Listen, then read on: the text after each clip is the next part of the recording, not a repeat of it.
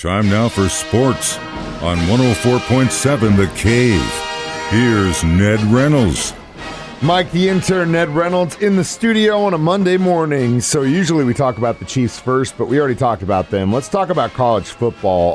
It's a crazy, crazy weekend on Saturday. First, Wildcats destroy the Mizzou Tigers a week ago, and then have Tulane come in and get their butts kicked. Don't sell Tulane short. I know, but golly, it was like a completely different team. Well, it probably was. They were ready for Mizzou, and Mizzou is not very good.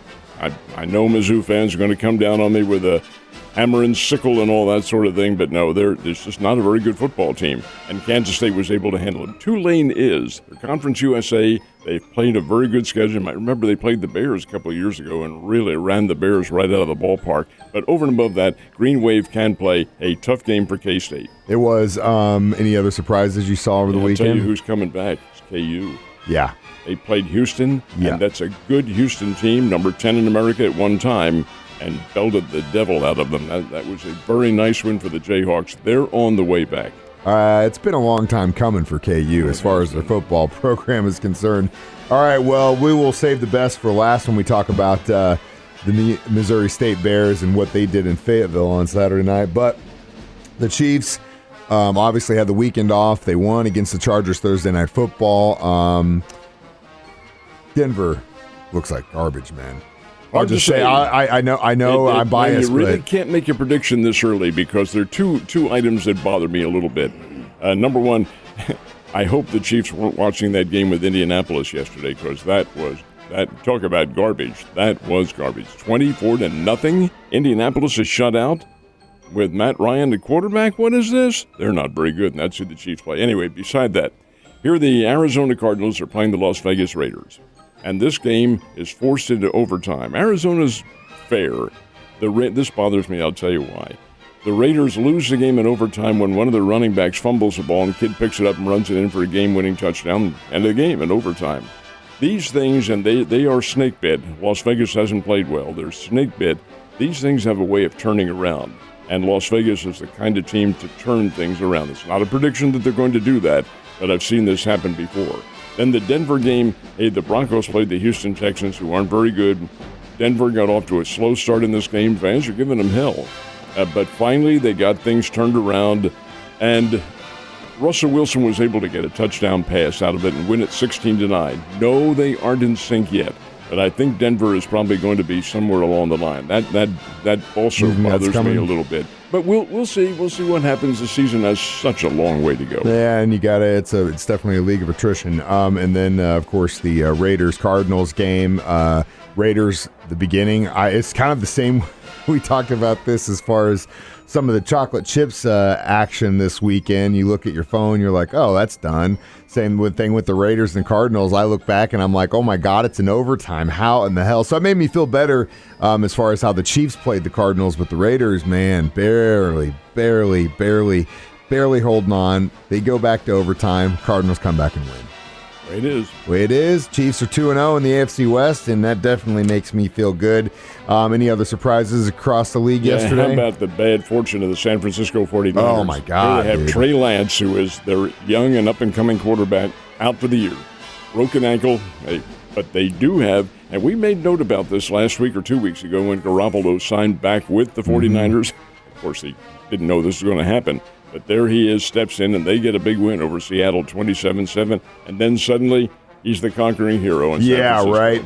He's making that money, too, as a backup, man. And you know what? I guarantee you there's a lot of people scrambling in fantasy leagues right now trying to get Garoppolo back on their team. We'll see if I'm one of them.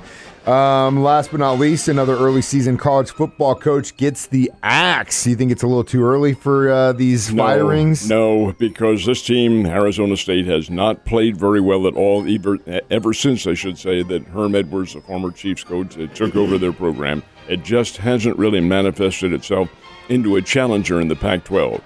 They play Eastern Michigan. Eastern Michigan's a MAC. They are a Division I program, but they shouldn't be out there beating Arizona State. And yet they did on Saturday night. I think it was 30-23 or something like that. Sun Devils couldn't take it anymore. They let Herm Edwards go, put in an interim coach, see what happens. and downstate in Tucson. And this, again, we're going to talk a little bit more about this as the show goes on. 1AA team happens to be the 9-time national champs, North Dakota State, playing Arizona. Arizona is not very good. They're not a great team, but they win. Why? Because at the end they had the superior bench, and that makes the difference. We'll talk more about that later. Yeah, we definitely will talk more about that next hour. Any other area college football teams play this weekend? There were. Evangel was supposed to have played up in Iowa against William Penn, but I think, the Iowa-Nevada game had to be delayed for many hours because of a terrible storm up there, and the Evangel Valor was playing William Penn a couple miles south of that in Oskaloosa, where the storm was really heavy. Game was canceled. They just now said it no. says canceled. Does that mean it was postponed? There's a difference between the two of them, but it's labeled canceled. Okay, we'll see what happens. Southwest Baptist went to Ohio, played Findlay, got run out 52-35. Findlay was the winner. So Missouri State Bears go to Fayetteville, and if that game had been 3 quarters, they would have won that damn game. And it's a shame because we mentioned bench, and this is something we talked about going into the game on Saturday. It was like 2 different divisions, and really when it comes down to it, your guys are going to get gassed, and that really is exactly what happened in that game. Happens every time. 1AA against a 1A. The scholarship level is so different. 1A, the big schools have 85 scholarships, and the 1AAs, the way the Bears are, or FCS as it's called now, have 63. During the course of a game, Missouri State's a very good football team, very good. But you get gassed when your players are out there and there's no chance at substituting with the same level of player. That makes a difference. And it did. It cost the Bears down the stretch, outscored 21-3 in the 4th period. Otherwise, they had that game won, and they would be capable of winning it again. Missouri State has a very fine football team. They are, in 1AA competition, they're very much a national contender. Now, they can't let down because they have South Dakota State coming in here Saturday, and South Dakota State's every bit a tough football team. They played Iowa, lost to Iowa 7-3 in a game of no touchdowns. Now that tells you, Iowa's not a great offensive team, but South Dakota State has a lot of muscle up front. They're big, they're strong. They won their game Saturday, but it was a walkover. They played Butler, and that's nobody. Beat him 53-something, whatever it was. But South Dakota State will come down here breathing fire, and they are a tough football team. The Bears cannot let down, and they won't. Bobby Petrino will not allow that to happen. In this game, yes, that has to be a big disappointment because you had the number 10 team in America on the ropes. And from my friends who went to Fayetteville said those fans were Q-U-I-E-T. And for Hogs fans, that's saying something. Yeah, it was. Watching it, it was just dead silence for those 3 quarters. Except for the Bears fans that were down there yelling as hard as they could. But those boys need to be proud, man, because they gave them their all, and they did everything they possibly could. And it was a team effort. It wasn't just one guy pulling the weight. Everyone contributed to that. They expected to win. I know they did. I know, and it's tough. But at the same time, man, you went up against the 10th team in America and definitely didn't go out like a punk at all. So definitely something to be proud of. At least I am as an alum. Sure. Big time. All right, Cardinals, has Albert hit any more dingers? Did on Friday, but did not on Saturday or Sunday, and he did play. The Cardinals are playing him quite a bit now. So the Redbirds lose 3-0 to the Cincinnati Reds. Boy, shut out by Cincinnati on 2 hits. That shouldn't happen, but it did. That's baseball. Cardinals now head to the West Coast at 3 games with the Padres, 3 more with the Dodgers, all out on the West Coast, then come back and go to Milwaukee. So it's a pretty tough little road trip coming up. Not that they're in danger of losing their division lead. They're fine there.